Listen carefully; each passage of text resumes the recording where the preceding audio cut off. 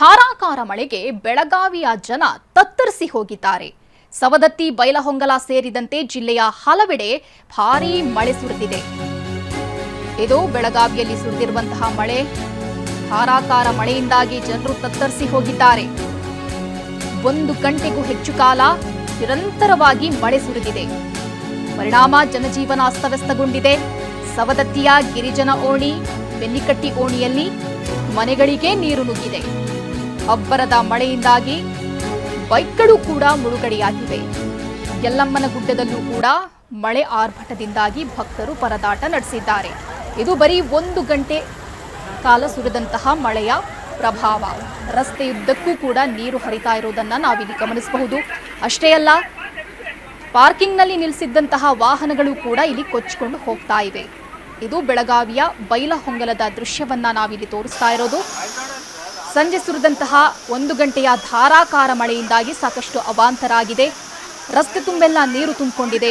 ಸವಾರರು ಪರದಾಡಿದ್ದಾರೆ. ಅದರಲ್ಲೂ ಕೂಡ ಬೈಕ್ ಕೊಚ್ಕೊಂಡು ಹೋಗ್ತಿರೋದನ್ನ ಎಳೆದು ನಿಲ್ಲಿಸ್ತಾ ಇರೋದನ್ನ ನಾವಿಲ್ಲಿ ಕಾಣಬಹುದು. 3 ಜನ ಒಂದೊಂದು ಬೈಕನ್ನು ಹಿಡಿದು ನೀರಲ್ಲಿ ಕೊಚ್ಕೊಂಡು ಹೋಗದಂತೆ ನೋಡ್ಕೊಳ್ತಾ ಇದ್ದಾರೆ. ಇದು ಬೆಳಗಾವಿಯಲ್ಲಿ ಸುರಿದಿರುವಂತಹ ಧಾರಾಕಾರ ಮಳೆಯ ಪರಿಣಾಮ. ಹವಾಮಾನ ಇಲಾಖೆಯಿಂದ ಈಗಾಗಲೇ ಮುನ್ಸೂಚನೆ ಇತ್ತು. ಹಲವೆಡೆ ಭಾರೀ ಪ್ರಮಾಣದ ಮಳೆಯಾಗುವಂತಹ ಸಾಧ್ಯತೆ ಇದೆ. 2-3 ದಿನಗಳ ಕಾಲ ಕೂಡ ಭಾರೀ ಪ್ರಮಾಣದಲ್ಲಿ ಮಳೆಯಾಗುವಂತಹ ಸಾಧ್ಯತೆ ಇದೆ ಅನ್ನೋದಾಗಿ ಹವಾಮಾನ ಇಲಾಖೆ ಈಗಾಗಲೇ ಮುನ್ಸೂಚನೆಯನ್ನ ನೀಡಿದೆ. ಪರಿಣಾಮ ನಾವಿಲ್ಲಿ ಬೆಳಗಾವಿಯಲ್ಲಿ ಗಮನಿಸಬಹುದು. ಸಾಕಷ್ಟು ಪ್ರಮಾಣದಲ್ಲಿ ಮಳೆಯಾಗಿದೆ. ಅದರಲ್ಲೂ ಕೂಡ 1 ಗಂಟೆಗಳ ಕಾಲ ಸುರಿದಂತಹ ಮಳೆಯಿಂದಾಗಿ ಇಷ್ಟೊಂದು ಅವಾಂತರ ಆಗಿರೋದು.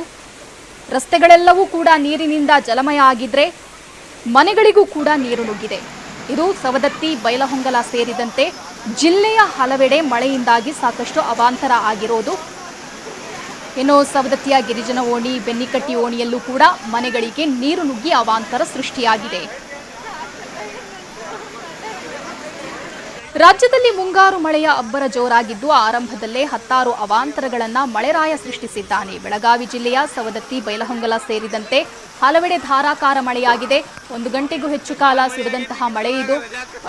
ಈ ಮಳೆಯಿಂದಾಗಿಯೇ ಜನಜೀವನ ಅಸ್ತವ್ಯಸ್ತಗೊಂಡಿದೆ. ಸವದತ್ತಿಯ ಗಿರಿಜನ ಓಣಿ, ಬೆನ್ನಿಕಟ್ಟಿ ಓಣಿಯಲ್ಲಿ ಮನೆಗಳಿಗೆ ನೀರು ನುಗ್ಗಿದು ಬೈಕ್ಗಳು ಕೂಡ ಮುಳುಗಡೆಯಾಗಿವೆ. ಯಲ್ಲಮ್ಮನ ಗುಡ್ಡದಲ್ಲೂ ಕೂಡ ಮಳೆಯ ಆರ್ಭಟದಿಂದ ಭಕ್ತರು ಪರದಾಟ ನಡೆಸಿದ್ದಾರೆ.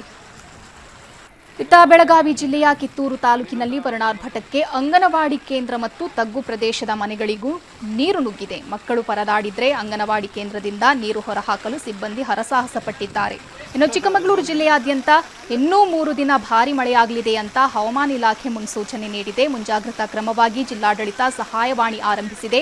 ನದಿ ತೀರ, ತಗ್ಗು ಪ್ರದೇಶಗಳಿಗೆ ಜನ ತೆರಳದಂತೆ ಜಿಲ್ಲಾಡಳಿತ ಸೂಚಿಸಿದೆ.